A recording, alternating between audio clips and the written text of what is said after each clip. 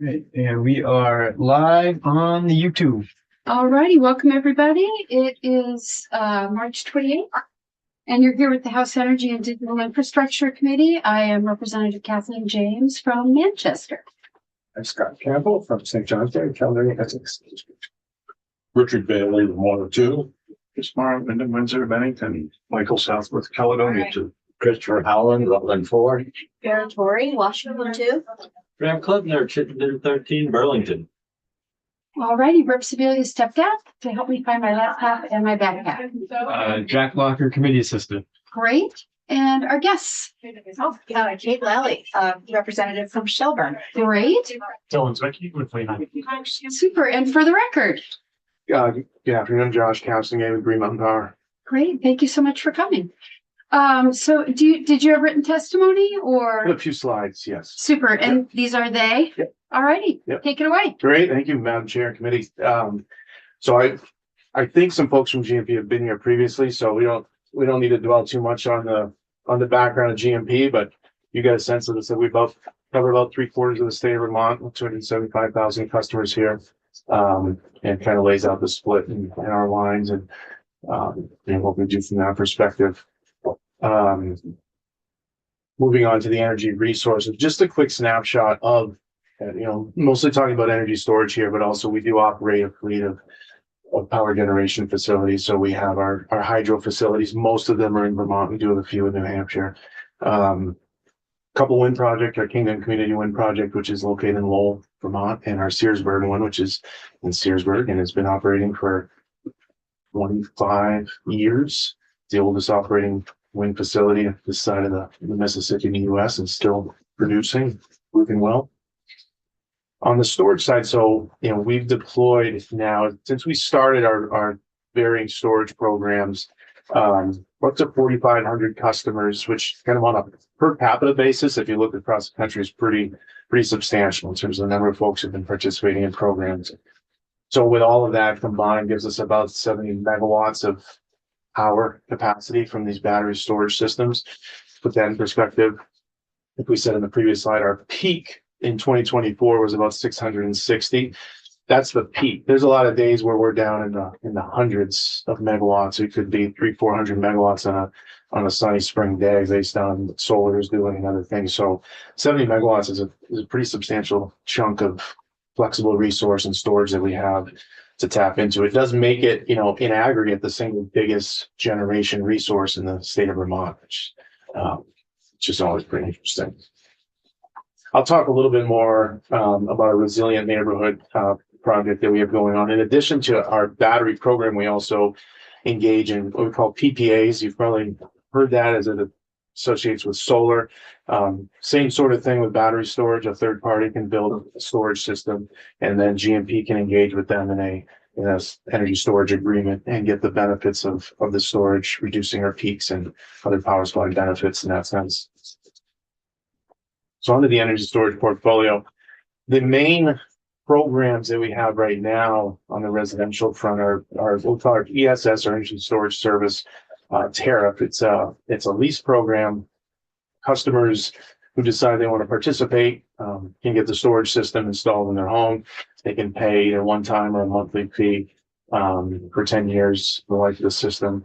And we use the battery for all the same things, peaking, so again, the hottest days of the year, coldest nights of the year, when the system is using the most energy, that's when it's the most expensive. We can tap into the energy storage and reduce how much electricity we need from the bulk system from the region. That reduces the cost for all of our customers. It reduces just kind of the overall carbon impact on the system at that time. In addition, we use it for a host of other benefits. The region, we're part of ISO New England, and I'm sure you've talked to folks about that. So ISO has different markets and different ways that they incent resources around the region. One thing's called frequency regulation service. So it's just a way that they want resources that can move up and down really quickly, which means fluctuate their output really quickly. It used to be primarily large gas turbine generators and that sort of thing in the region.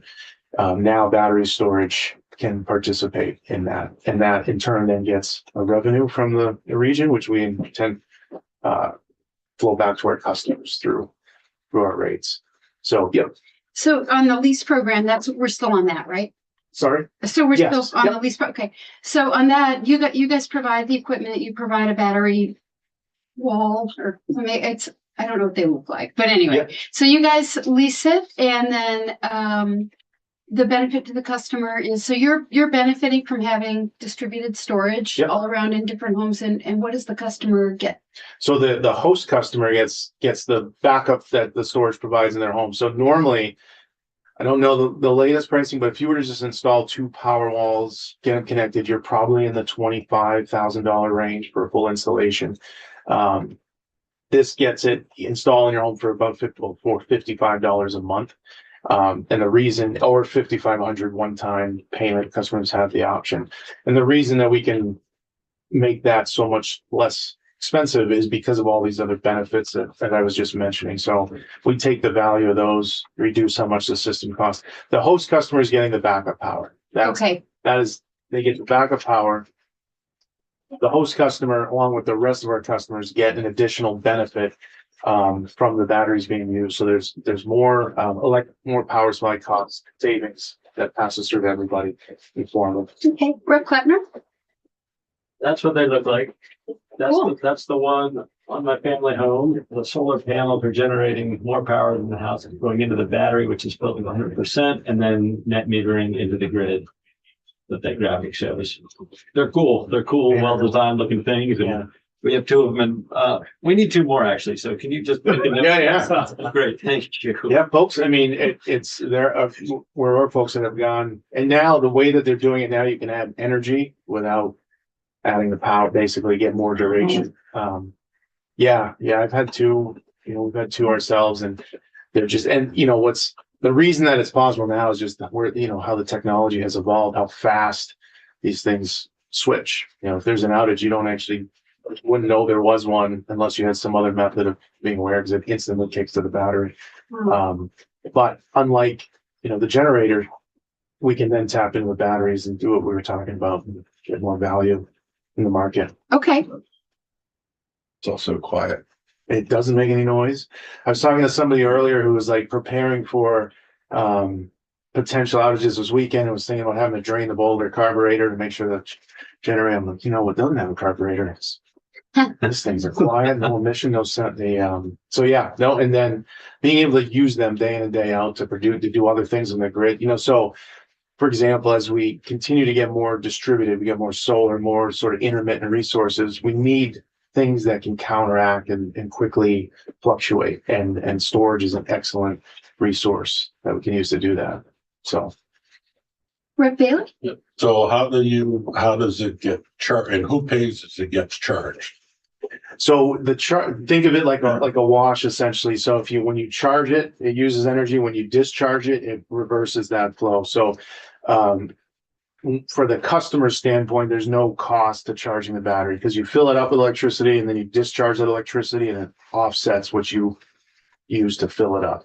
So essentially an in and out. It's different than like an electric load, like a water heater or something where you're just putting electricity into it, creating heat.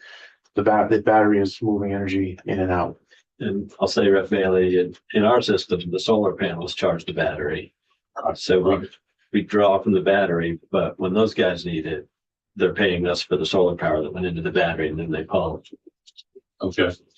And in the event of an outage, when you do have solar paired, the solar will keep recharging and extend the duration if you're backing up the home. Folks, you don't need solar. Some folks just have the battery storage, and that works well too. Two batteries in this case are 27 kilowatt hours of energy stored. The typical house uses around 18 to 20 for a full day. That's if you're just letting things kind of go as normal. You can manage that and you can extend things. And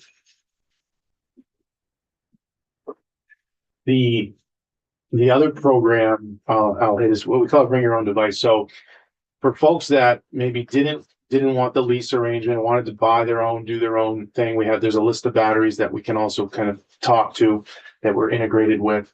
And the customer can choose to purchase those systems, get them installed. And what we do in that case is in exchange for the customer saying, okay, I'm putting in a 10 kilowatt system. I'll share 9 kilowatts with you. We give you an incentive based on the amount of power that you want to share out of that battery. So it's your system. You manage it. You do whatever you want. We'll pay you an incentive, and then when we call a peak event, we say we need the energy, we can dispatch or pull that battery. And basically, for a typical system, a similar system, I think it's roughly up to like a $9,000 or $10,000 incentive if you're putting the system in your home yourself. Most, probably 90% of the systems that we've done, probably more than that, are in the ESS program, but there are some folks who have also done the BYOD program that works very well also. Did you say what the ESAP program was here? Not yet. We didn't get there. No. Okay. Good. Yeah. I'm just curious why EVs aren't part of this. They are. I will hit that in a couple. So, and I'll to jump quickly. They're getting there. They're not quite yet, but we are testing some bidirectional stuff, and I'll touch on that for sure. Okay. So Grafton. So Grafton, that was an example leading up to some work that we're looking to do, which is okay. Now we look at areas of the system that have significant reliability, resiliency needs, improvement needs. Think of the heavily wooded area, which is probably most of Vermont. But as you get like eastern slopes of the Green Mountains, southern Vermont, there's areas where system reliability, resiliency is tougher as weather.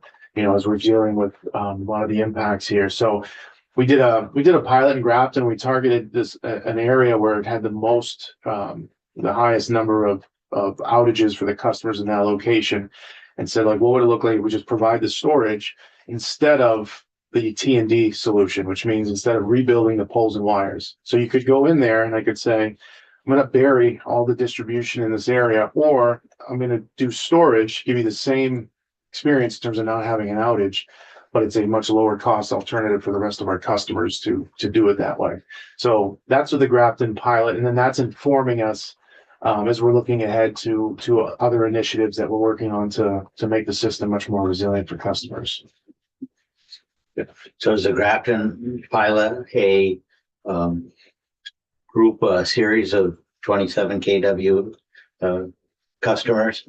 A group of customers that are concentrated with some sort of incentive, or? Yeah, it ended up being about 64 customers in a pocket of the area. They all got storage about that amount. There's some different systems we tested there. Franklin was one of them, Generac, Emporia was another one, some Teslas, and all about the 27 to 30 kilowatt hours. But not the bank of like that East Rutland bank. Not like the microgrid, no. And I'll hit Pant a little bit, but that's All right. So when I was still employed by them, Yeah. they put in this massive system of storage batteries, and about like as many as you'd find in a small trailer park of batteries, and that they were capable of disconnecting that whole circuit from the rest of the system. They had enough energy to power what a substation would supply for a short period of time. Yeah, and that was the first system in that ISO frequency regulation market too. That's the one that got ISO to understand we could use batteries in this fashion. The ESAP program quickly is just that's similar to our ESS, but in partnership with the Department of Public Service and ARPA, there was some funding that allowed customers that met a certain income threshold to get the systems installed at no cost. That's underway now, so we're deploying about 100 systems to customers through that program as we speak.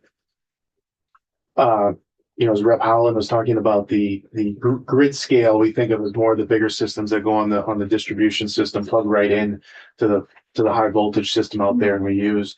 Panton was our first venture into a full microgrid just using solar and batteries, which not to get too wonky detailed, but basically in order for the system to work, you've typically had spinning generators and machines, whether they're a hydro plant or some gas turbine in New England. And we designed it in a way so the system could operate reliably with just using solar and batteries, just like you do in your house, except now we're energizing the entire portion of the grid on the distribution system. That was patented, and now we're already in the kind of the next phases of deploying more systems like that on microgrids in local areas. And the last one was we were talking about earlier is we partnered with Nomad, which is a company right here in Waterbury, Vermont. They're making mobile battery storage. So taking storage systems, putting it on a trailer, we can move that thing around and use it as we need it. We've used it for a number of different things. We had an issue in the town, the transmission system feeding the town of Proctor a couple of year or two ago. We had to take the line out, and normally that would require us to take an outage on the town so we could fix this transmission issue. We're able to roll this thing in, wire it in, energize the town, and then take the outage, do the work safely without any customers having to experience an outage. The battery system kept the town going while we did that work. We've used it for other, commercial customers and things where we've had to have planned outages too. So it's pretty cool. And we're looking forward to doing more with them. We have some DOE grant funding in partnership with them to get more mobile systems rolling. Is any of the, oh, sorry. I was just gonna ask if any of that, is that an ongoing DOE funding stream, and is any of that at risk right now, or? Well, so the last I chatted with Nomad, they got the green light and they were getting the payments. So as of now, the money was flowing from that one.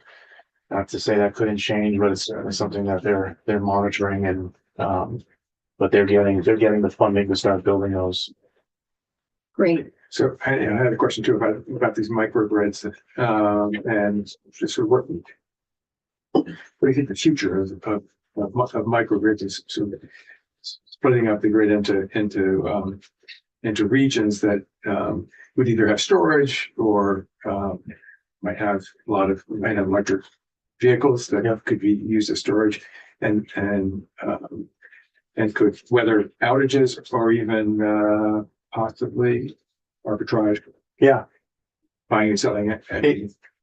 Yeah, the short view from us is it absolutely, is part of the future of the system. So it all depends on the right solution for the right location. So a microgrid, for example, you want it to be in a dense area where you don't want a lot of stuff that could go wrong inside the microgrid, if that makes sense. Like if you're out in a really heavily wooded area, probably not the best place to do that. So that's where you want to do distributed batteries in homes and businesses. Whereas downtown Rochester is another area we're working on microgrid. Remember, they got isolated during Irene, and we've partnered with folks to deploy a solar storage system that'll keep the downtown area of Rochester going. As you get out into the hills, into the woods, you want a different solution.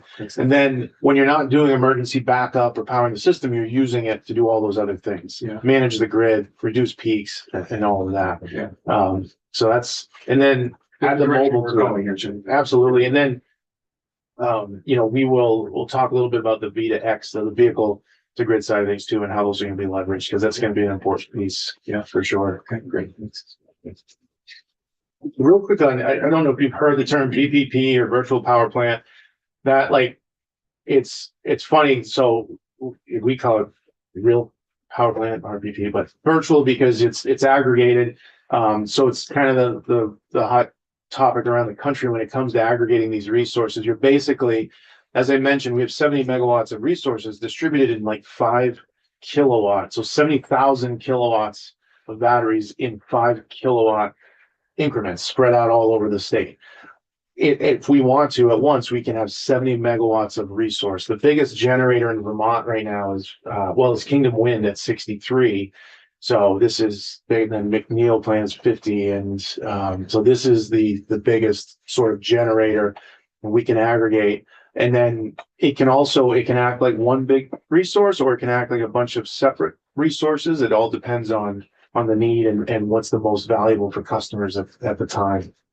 It's still growing. You're still installing. Still growing. It continues to, at a pretty steady pace. What happens is it also neighbors talk to when they get the system, and then the neighbor sees their lights on. Like, oh, what do we have to do? Yeah. So still a lot of interest in these programs. We were, so RMI, the Rocky Mountain Institute, does a lot of work in the space and looking around the country and seeing what's going on.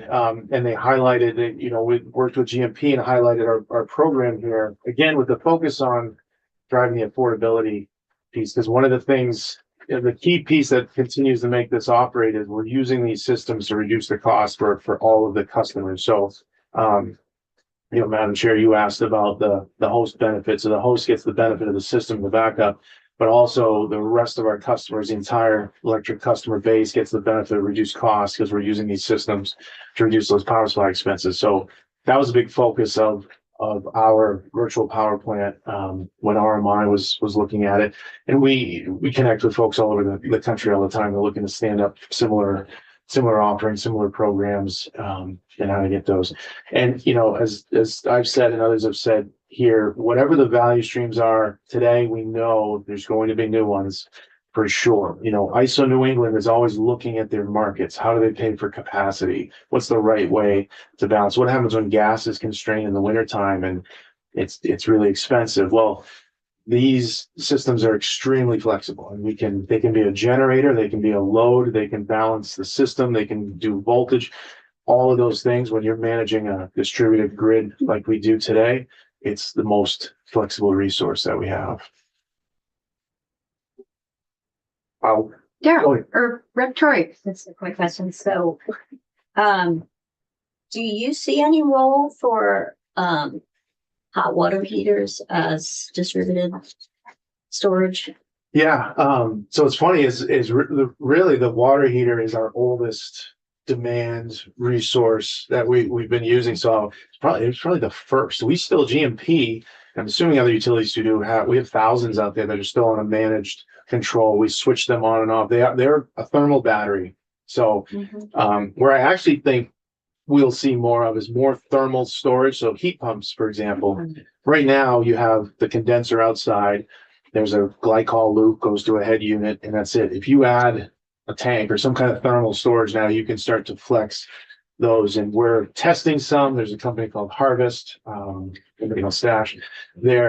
That's coming. I think we'll see as more geothermal happens, more heat pumps, more technology. So thermal storage definitely is going to continue to be piece, but the water heaters have been the oldest running demand program. Probably most utilities in the country have had too. I have a question about peak. Yep. We've heard from other folks that as solar grew on the grid, peak shifted from like late afternoon to early evening, and from summer to winter with some of the heat pump adoption. Yep. So how does battery storage affect peak? Do you use it to draw down peak at night, or are there other elements to peak shaving? Or how does that work? In its like simplest form, that's exactly right. Now that the peak is say at hour ending, basically 5 to 6 p.m. or 6 to 7, or on the winter nights could be 8 to 9. The storage, we're always looking ahead, day ahead, week ahead. What are the loads? We have to forecast and project those. And so when we see the potential for these peaks, we're staging the battery system to be ready to go, and then they're discharging that time. So if the peak were going to be 600 megawatts between 6 and 7 p.m., and now we discharge 70 megawatts, it's going to be 5:30. So it's essentially a 1-for-1, but that's exactly right. The nice thing now that solar has done its, from a peak perspective, solar has done its job of like really moving down that daytime peak, shifting it to now lower and later. And now as we electrify heat pumps and so we have the storage to offset those peaks, those new peaks. And then there is additional things we're doing with the storage, as I mentioned, frequency regulation, energy, a bunch of others, but that's one of the primary use cases. And the last thing I'll say is that's like the regional peak. If we need to solve an issue at a certain substation, we can locally manage for a local peak. So if we want to avoid the need to upgrade something in the future, the storage can be used to manage the grid and reduce those peaks too. I touched on Nomad. There's a picture of the large unit there. This photo is we had a large commercial customer in Essex. We needed to do some work on the feed to them, and again, normally it would have required working with them to schedule an outage. Because of the Nomad, we could plug that in, keep their business going, and they needed DI water, like really clean water, and they have a process that they need to keep up and running. So this allowed them to keep that flowing while we did the work, and they were able to keep the production line going. Do you have to wire that in from the pole to the storage? You do. So in this case, this was like our first use actually of that thing. We created some taps off the pole. We put that green transformer there and plugged it in. As we move down the road, we're building sort of like things like docking stations around the system in key locations. So in the future, you can just pull this thing up and plug it in and go. And that's like, So cool. yeah, it's kind of like a crawl, walk, run sort of thing. Like we got the thing going. We made sure it worked. It did what we wanted. Now we start building these connection points and we can roll these in and keep things up and running. What's the capacity of this trailer? That one's it's 1 megawatt, 2 megawatt hours of energy. So it can peak power 1 megawatt, which is a lot. You know, the town of Proctor, the night we did it, was pulling about 300 kilowatts. So it was plenty to feed a small town at night there. And then 2 megawatt hours, so 2,000 kilowatt hours of storage in right through. So it could power the town of Proctor for like 6 hours. Yeah, and I mean, really, I think actually that night it ended up the load dropped to around 150 even, so you could have just kept extending there. But yeah, that's exactly right.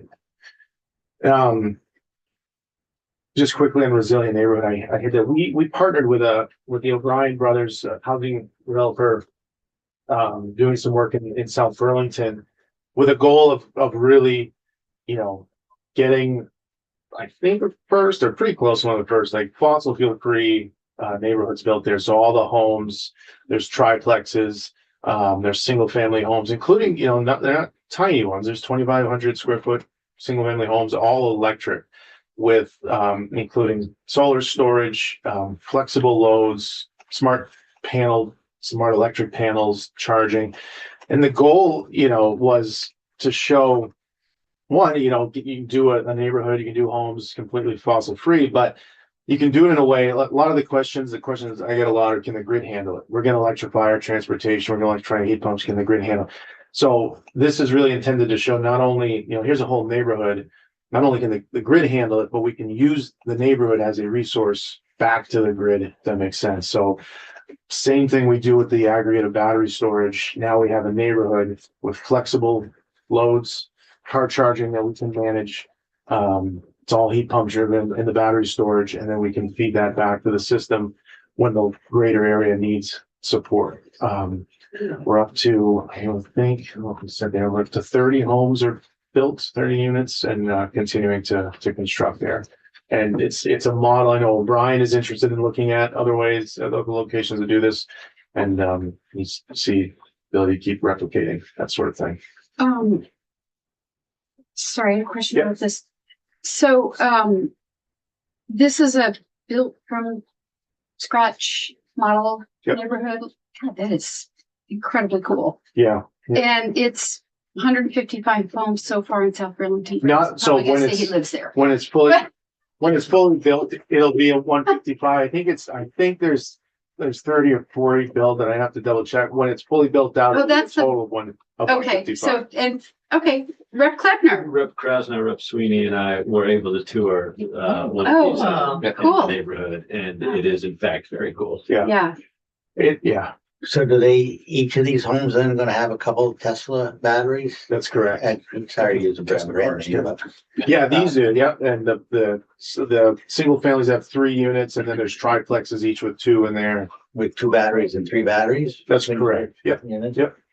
And when you have this assistance program where you're given, the customers getting some sort of somebody else's money in there, does that money go into the rate base? For the ESAP program? To the batteries, the batteries. No, the ESAP program mentioned actually was funded through a ARPA DOE grant that covered it. So no, that wasn't. So that, Yeah. so when I heard you were coming in, I envisioned that you were going to displace the East Montpelier fossil generator with battery set similar to what was built in Rutland. And so the concern of a lot of people are that you people, because the power company makes a return on their invested dollars, and that you were going to have a resource sitting out there that wasn't doing anything, that you are still recovering the invested dollars plus the rate of return, and you are adding other facilities at an escalated rate, which would put upward rate pressure Gotcha. on the system. Yeah, no, I mean, when we model these things, the first thing we look at really three things when we do this program. One, does it make sense for a customer to want to do the host customer themselves? It's number two, does it produce a value for the rest of our customer base and the rest of our customers, financial value? And three, does it give us like a new way to manage the grid? It's kind of this three-part test as we do these types of pilots. So it has to produce a positive NPV or net present value to all customers. And it's part of our regulation too. So we file to the PUC and we look at these. That's a piece of what gets reviewed there. So I'm sure you said, how many of the homes are occupied already, or is it still all being built? I want to say it's around 30. I can get Okay. the exact number. Okay, yeah. you don't have to. I was just Yeah, curious. there's an entire street now. It's called Leo Lane, the first phase. And actually there's some of the other homes being built up. Cool. Brett Bailey. I'm sorry, thank you. Yeah. Can you give me a monthly cost to run that 2,500 square foot house? Can I get, so the total cost of like electric basically? The electric bill for the, Yeah, so I believe one other thing we did with the single family homes was created a flat rate, because what we're trying to look at is, when you electrify your home and heating, you're going to see increase in the wintertime, decrease in the summertime. Now you don't have any fossil fuel for, in some of their cases, the vehicle and the home heating, and I want to say it's around 300 or so. But now there's not any oil, gas, or propane being purchased, and they're also offsetting gasoline in the vehicle. And it'll vary, obviously, depending on number of folks you have there and the usage and that sort of thing. so it's 300 a month? I think it's around there, yeah. It'll depend. I believe I've shared with you that my fully electrified historic home, which is clearly not built as tightly as these nice new O'Brien houses. In the coldest months, the bill's like $1,000 a month for the month to do the heating, the lights, the two cars, all that stuff. Yeah, so what we're doing with this, because you would have higher in the winter, lower in the spring, a little in summer, we're smoothing that out so the customers just get a single predictable bill as they look forward. The last one was so this is on the Vita, what's called Vita X, or vehicle to X means to whatever.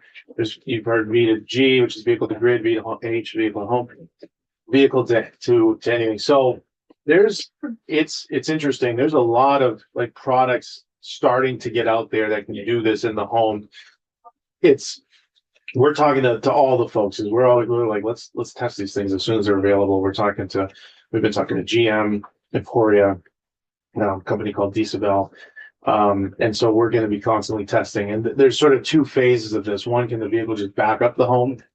So because a typical, so 27 kilowatt hours and 2 batteries, the Ford Lightning, probably 115 to 120. The new GM is like 200. There's a lot more storage capability in the vehicles that you could tap into and power your home if you wanted to, and still have plenty to move around.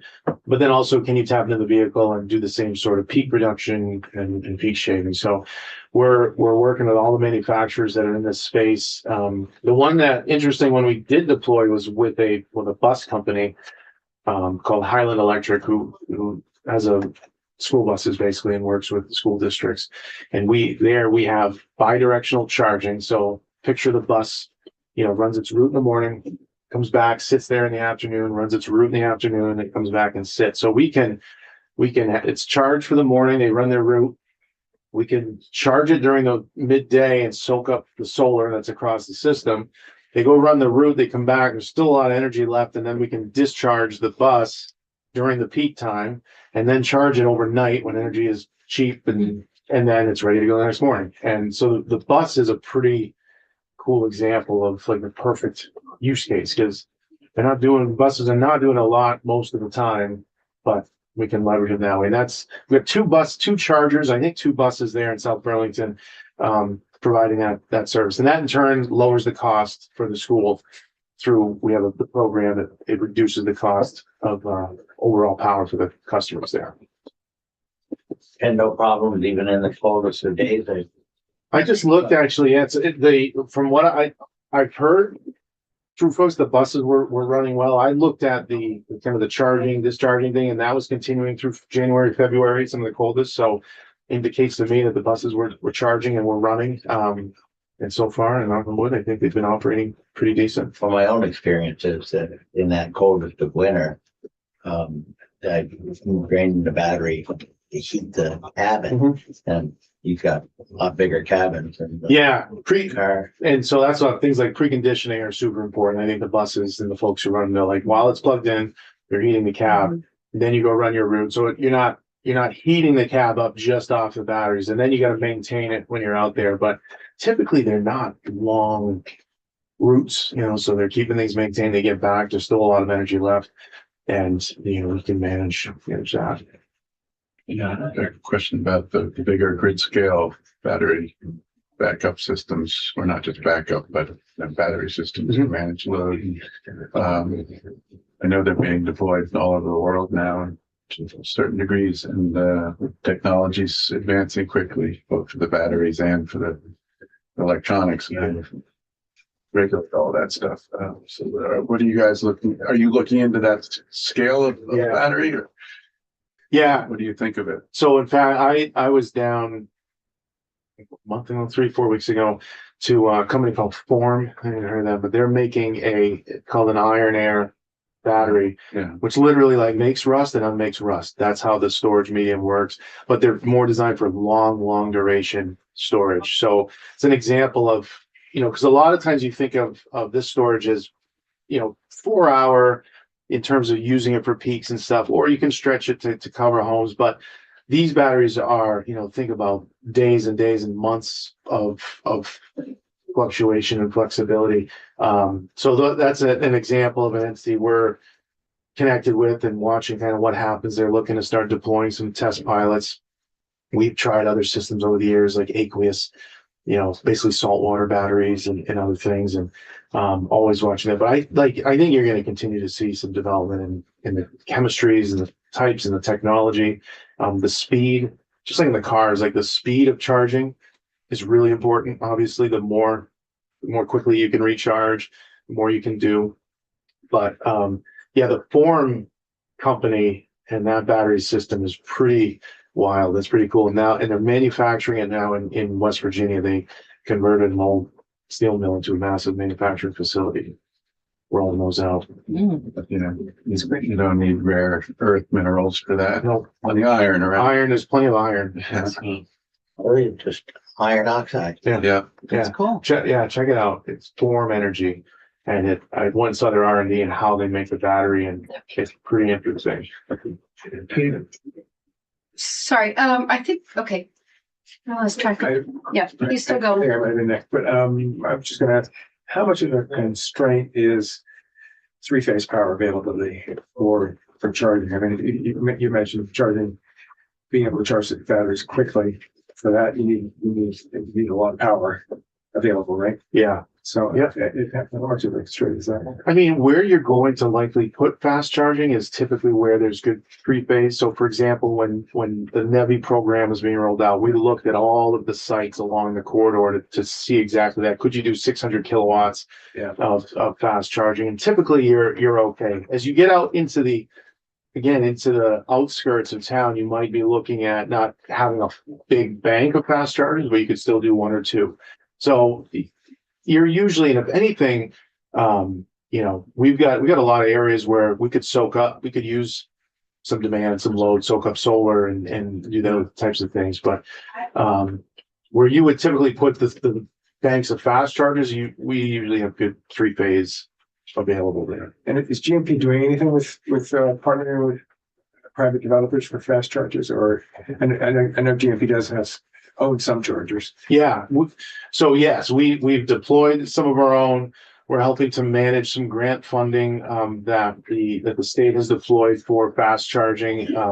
And we work with anybody that reaches out and wants to explore what it would take. We have something called Tier 3 under the RES and the Renewable Energy Standard. We can contribute to doing those interconnections, and we'll work with folks and customers. You know, we've been looking at making it like a standard. For example, anytime we have to rebuild a substation, let's put in fast charging so that our own fleet can use it. And then how do we get more out there for customers to use, especially in the more remote? Because everybody thinks about the 89 corridor, the 91 corridor of Paddock, but we need it in Rochester. We need it in these areas where it's not likely that a third party is just going to come in and build it. But we need it because we're running storms with our electric fleet, for example. Let's see. Rep Bailey, Rep Torrey, Rep Howland. Fight amongst yourselves. Yes. So how much did the bus cost? Oh, that I do not know. I don't know. That might be a lease, Could be. Well, that's still Yeah. a cost, still but an expense. And I'm sure there was Uh, grant funding in the initial round, but that was the school district and Highland Electric. You okay. know, And are they housed inside? again, I'm not sure, but I can certainly find out. At our school, they're plugged in just right in the parking lot behind the school. They're not inside. Oh, okay.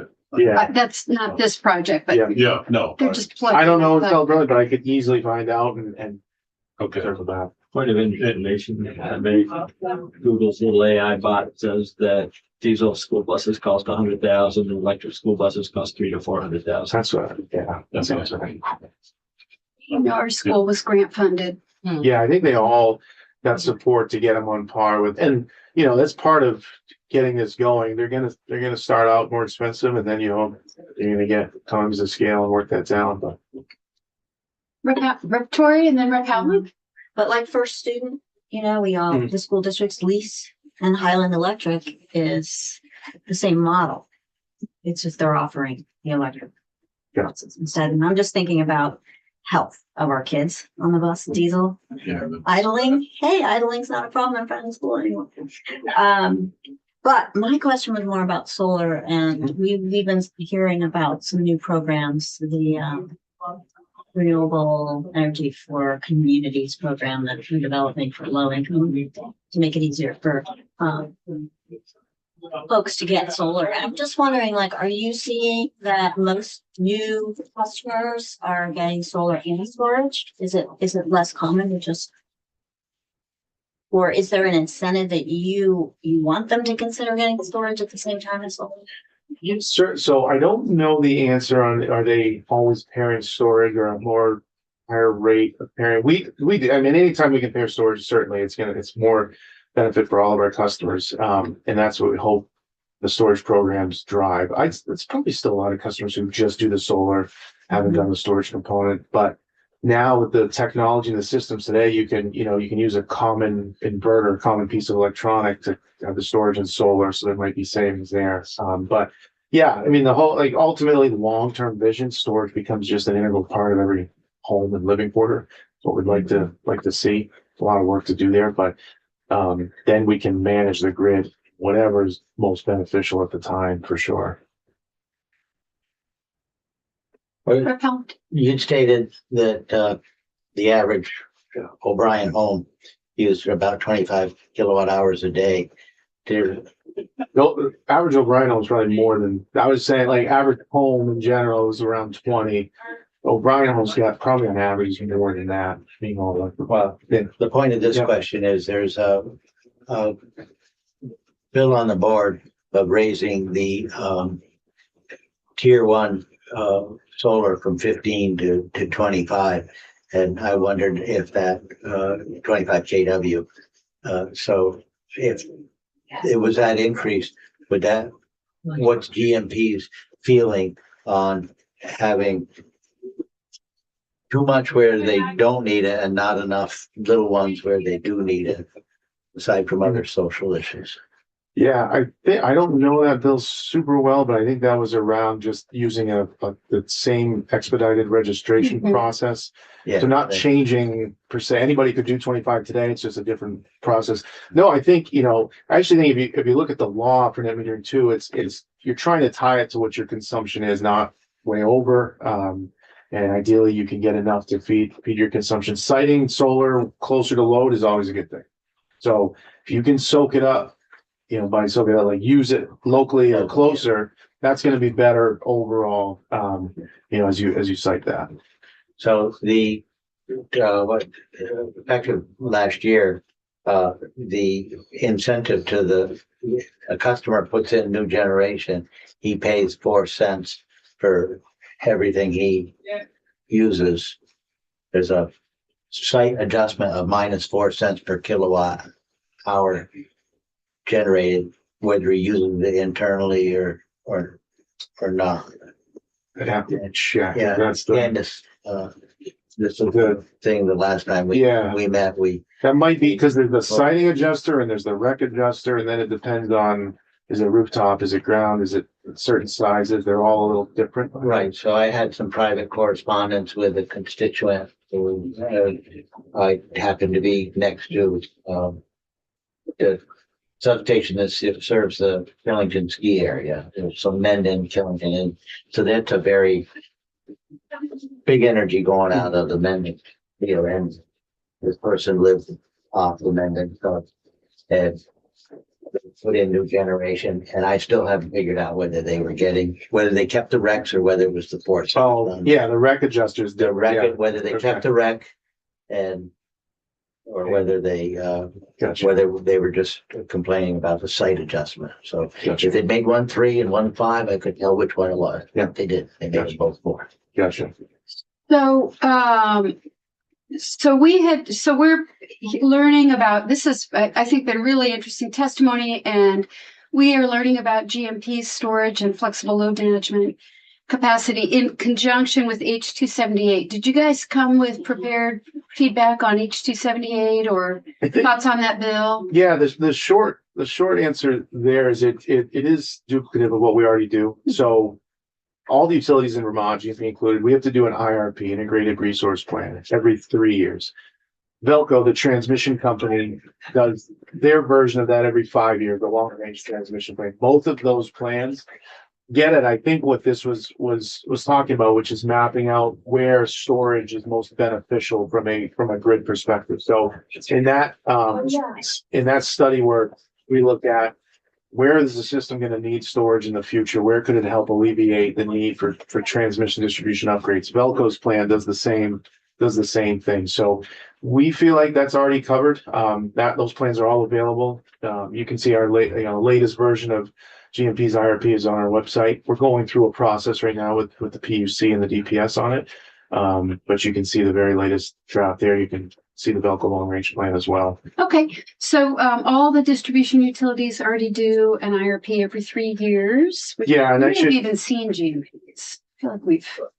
Yeah, because we just submitted December 10th of 24, our most recent version. Again, it's in a process now that we go through, and ultimately the PUC will say good, I think, this summer. I know I think VEPSA may do one for I'm not sure. There's a bunch of municipalities who may come together and do one. Okay. But every utility has to do an integrated resource plan. Yes.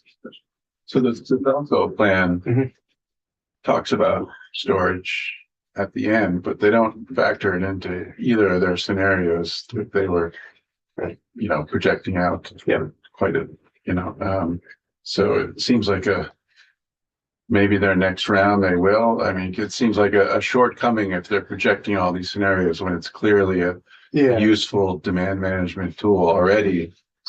I think certainly it's a question for Velco, and my understanding is what they did there was just show you sort of the raw, like if we don't have storage being used, if we don't manage EV charging, for example, here's what would be needed on the system. However, because we said the same, like we know we're managing EV charging, for example, there's a chunk of support. We're going to be doing storage. So again, I would certainly ask Velco specifically, but we are anticipating that we're going to be using those resources to avoid some of those needs in the future.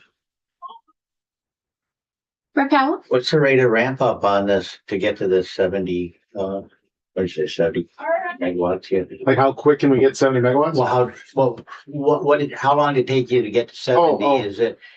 Is it what's the shape of the curve? Yeah, I would say now, it's probably now we're at like what installers can physically do. We ramped up over a few years. In the last couple of years, we are, basically all the installers that can support it are doing it.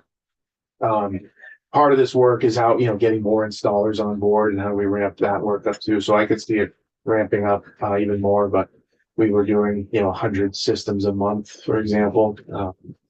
It depends.